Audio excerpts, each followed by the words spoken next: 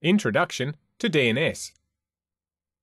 Since Active Directory relies so heavily on DNS, in today's Windows networks, you not only need a DNS server, but you also need DNS to be reliable, and since so many problems are often attributed to DNS being incorrectly configured, you need to ensure that you get it right. The Domain Name System, or DNS, is a method of resolving IP address to words.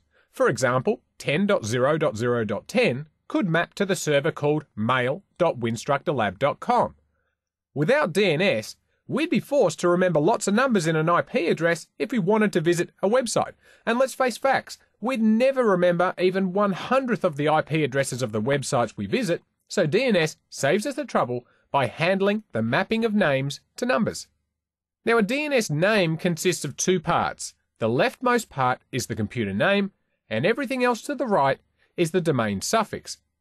So, in this example here, DC01 is the computer name, and winstructorlab.com is the domain suffix. The DNS structure is a hierarchical structure that starts with a root domain designated by a period or a dot. The root domain is operated by a non-profit group called the Internet Corporation for Assigned Names and Numbers, or ICANN, and beneath the root domains are other top-level domains .com, .net, .org, .gov, and so forth, and these are referred to as top-level domains, or TLDs, and the control of these domains at this level have been delegated from ICANN to other companies to manage. So to operate your own domain, such as winstructorlab.com, we would have to pay for a domain name from a domain registrar. And we'd do this by going to any registrar's website and providing some information about ourselves and, of course, giving them our credit card details. And in return, they'll set aside that domain name and grant you the rights to operate the domain that you paid for. Now, we don't really own the domain. We'll be leasing it, much like renting a house or a car. You can use it for as long as you like, as long as you continue to pay the rent, of course, but you never actually own it. So, as long as we're not infringing on any trademark with our choice of domain name, and of course, as long as we continue to pay for the right to use the domain name, then you can effectively consider it your own.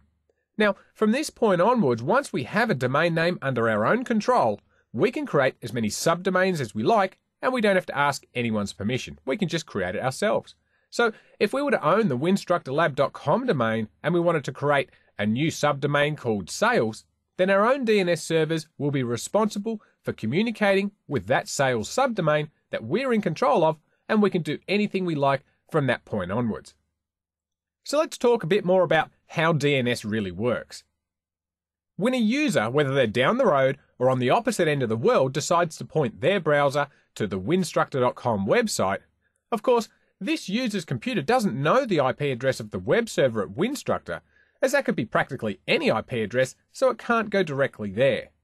So, the user's computer then asks its local DNS server for the IP address of the Winstructor web server. But what it's really asking for is the server name www. That happens to be in a domain named winstructor.com.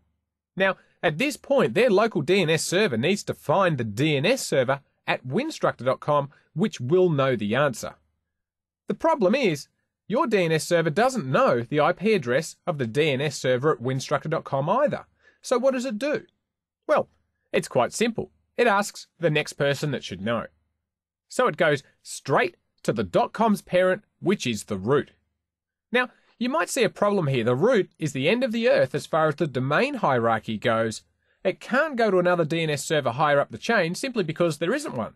But that's okay, because the Windows 2008 DNS server software comes with what's known as a root hints file. This file contains the name and addresses of all of the 13 servers that comprise the root domain.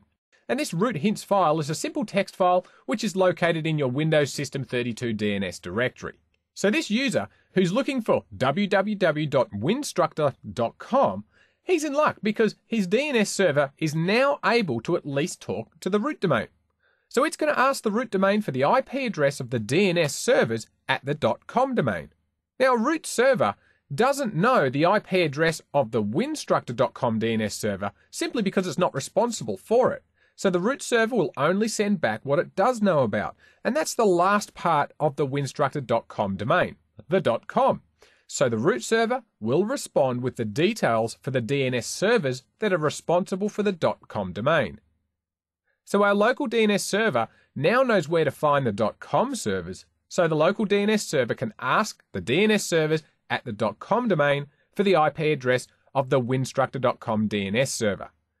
Now these .com servers don't know what the IP address of the machine named www in the winstructor.com domain is, but it can tell the local DNS server what the IP address of winstructor.com's domain DNS servers are, because when this domain was registered, we had to supply the IP addresses of our DNS servers. So it's going to reply and tell the local DNS server the IP address of winstructor.com's DNS servers. Now that it has this information, the local DNS server asks the winstructor.com DNS server for the IP address of the computer named www in the winstructor.com domain. The DNS server responds, and the user's local DNS server will cache that name and IP address, and it will send the information back to the user's computer. The user's computer now knows the IP address of the www.winstructor.com server, so it will cache that IP address locally, and then it can contact the web server directly. The web server will then be able to supply the user with its default homepage, and of course the user can now access the website. Now that's the process from scratch, but what if we need to create a subdomain called marketing.winstructor.com, and the marketing department have their own IT staff, which want to control their own DNS? Well, now we're talking about delegation. In all honesty, what we've just discussed is also delegation. The root servers directed you to go to the servers responsible for the .com domain when you wanted to find a .com address. That responsibility was delegated from the root servers to the .com servers, and the .com servers delegated the winstructor.com domain to us. But you can use delegation within your own DNS environment. Now, we don't want to give the marketing department complete control over our entire DNS environment, so we're going to need two things to make this delegation work for our marketing department. Firstly, the marketing.winstructor.com domain will need to have its own DNS server.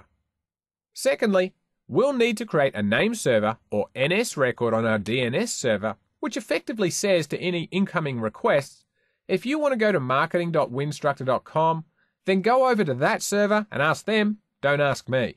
So what happens is that the marketing.winstructor.com DNS server becomes authoritative for that child domain, just as our DNS server for winstructor.com is authoritative for our parent domain. So if our user out on the internet wants to access a host on the marketing.winstructor.com domain, he'll first contact his own DNS server. The DNS server will contact the DNS server that's authoritative for the winstructor.com domain.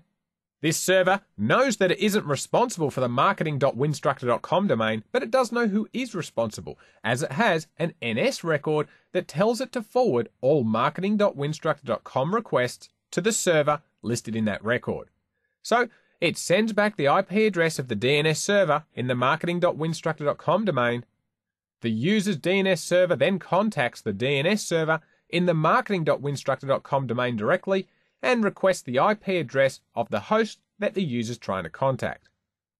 The marketing.winstructor.com DNS server responds with the host IP address, and the local DNS server caches it locally and then forwards that address to the user's computer.